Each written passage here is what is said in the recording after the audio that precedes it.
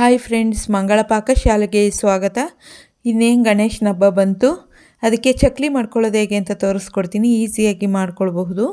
ಮಾಡೋದಕ್ಕಿಂತ ಮುಂಚೆ ಇನ್ನೂ ನನ್ನ ಚಾನಲ್ನ ಸಬ್ಸ್ಕ್ರೈಬ್ ಮಾಡ್ಕೊಳ್ಳದೆ ಹಾಗೆ ನೋಡ್ತಾ ಇದ್ದರೆ ಪ್ಲೀಸ್ ನನ್ನ ಚಾನಲ್ನ ಸಬ್ಸ್ಕ್ರೈಬ್ ಮಾಡ್ಕೊಳ್ಳಿ. ಹೊಸ ವಿಡಿಯೋಕ್ಕೋಸ್ಕರ ಬೆಲ್ ಐಕನ್ನು ಕ್ಲಿಕ್ ಮಾಡಿ. ಬನ್ನಿ ಈಗ ಮಾಡೋದು ಹೇಗೆ ಅಂತ ನೋಡೋಣ. ಮೊದಲನೇದಾಗಿ ನಾನಿಲ್ಲಿ ಒಂದು ಹಗಲಿನದೊಂದು ಪಾತ್ರೆ ತೊಗೊಂಡಿದ್ದೀನಿ. 2 ಬಟ್ಲು ಅಕ್ಕಿ ಹಿಟ್ಟನ್ನ ಸೇರಿಸ್ಕೊಳ್ತಿದ್ದೀನಿ. ಅದೇ ಬಟ್ಟಲ್ಲಿ 1 ಬಟ್ಲು ಹುರ್ಗಡ್ಲೆನ ಪುಡಿ ಮಾಡಿಬಿಟ್ಟು ಸೇರಿಸ್ಕೊಳ್ತಾ ಇದ್ದೀನಿ. ಅದಾದಮೇಲೆ 1 ಸ್ಪೂನಷ್ಟು ಅಚ್ಕಾರದ ಪುಡಿನ ಸೇರಿಸ್ಕೊಳ್ತಾ ಇದ್ದೀನಿ. 1 ಸ್ಪೂನು ಜೀರಿಗೆನ ಸೇರಿಸ್ಕೊಳ್ತಾ ಇದ್ದೀನಿ.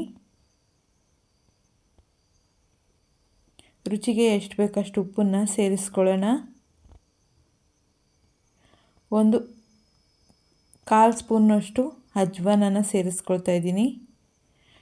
ಹಾಗೆ 3ರಿಂದ 4 ಸ್ಪೂನು ಎಣ್ಣೆನ ಸೇರಿಸ್ಕೊಳ್ತೀನಿ.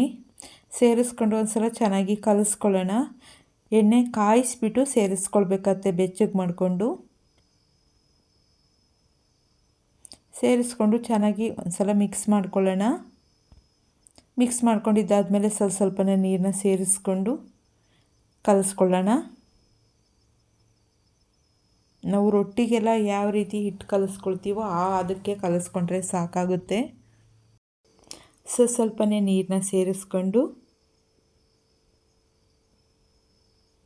ಚೆನ್ನಾಗಿ ಮಿಕ್ಸ್ ಮಾಡ್ಕೊಳ್ಬೇಕಾಗುತ್ತೆ.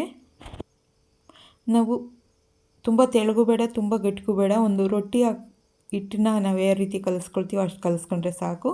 ಇದನ್ನು ಚೆನ್ನಾಗಿ ನಾದ್ಕೊಂಡ್ಬಿಡೋಣ. ಚೆನ್ನಾಗಿ ನಾದ್ಕೊಂಡ್ಮೇಲೆ ಇದನ್ನು ಉಂಡೆ ಮಾಡ್ಕೊಳ್ತಾ ಇದ್ದೀನಿ. ನಾನು ತಗೊಂಡಿರೋ ಕ್ವಾಂಟಿಟಿಲಿ 4 ಉಂಡೆಗಳಾಗಿದೆ.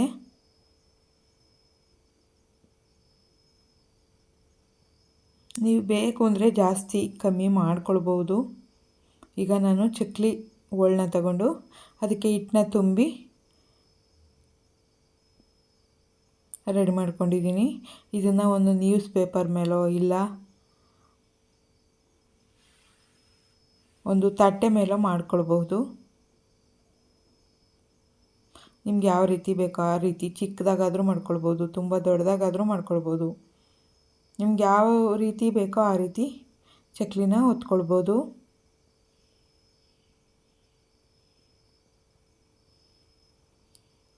ಈಗ ಒಂದು 2ರಿಂದ 3 ಸಲ ಎಣ್ಣೆಗೆ ಹಾಕೋವಷ್ಟು ಹೊತ್ಕೊಂಡ್ಬಿಟ್ಟು ನಾನು ಎಣ್ಣೆಗೆ ಹಾಕ್ಕೊಳ್ತಾ ಇದ್ದೀನಿ.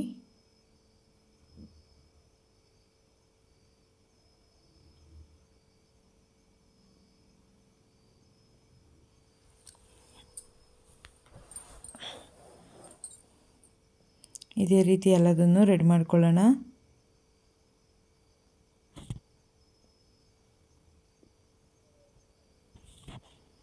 ಈಗ ರೆಡಿಯಾಗಿದೆ. ಗ್ಯಾಸ್ ಮೇಲೆ ಎಣ್ಣೆ ಕಾಯಕ್ಕಿಟ್ಟಿದ್ದೆ.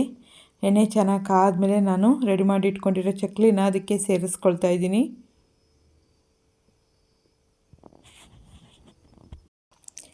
ಸೇರಿಸ್ಕೊಂಡು ಒಂದು ಸೈಡ್ ಚೆನ್ನಾಗಿ ಬೇಯಿಸೋವರೆಗೂ ಮಗ್ಚಾಕೋಬೇಡಿ, ಇಲ್ಲಾಂದರೆ ಕಟ್ಟಾಗಿಬಿಡುತ್ತೆ.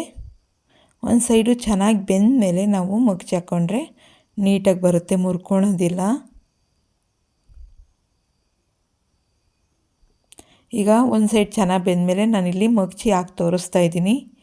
ಇದನ್ನು 2 ಸೈಡು ಚೆನ್ನಾಗಿ ಬೇಯಿಸ್ಕೊಳ್ಳೋಣ ನಿಧಾನವಾಗಿ.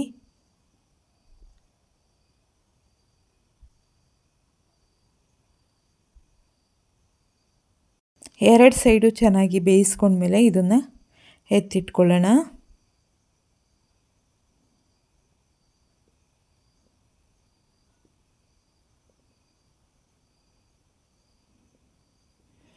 ಇದೇ ರೀತಿ ಇನ್ನು ಮಿಕ್ಕಿದ್ದನ್ನು ಎಣ್ಣೆಗೆ ಸೇರಿಸ್ಕೊಂಡು ರೆಡಿ ಮಾಡ್ಕೊಳ್ಳೋಣ.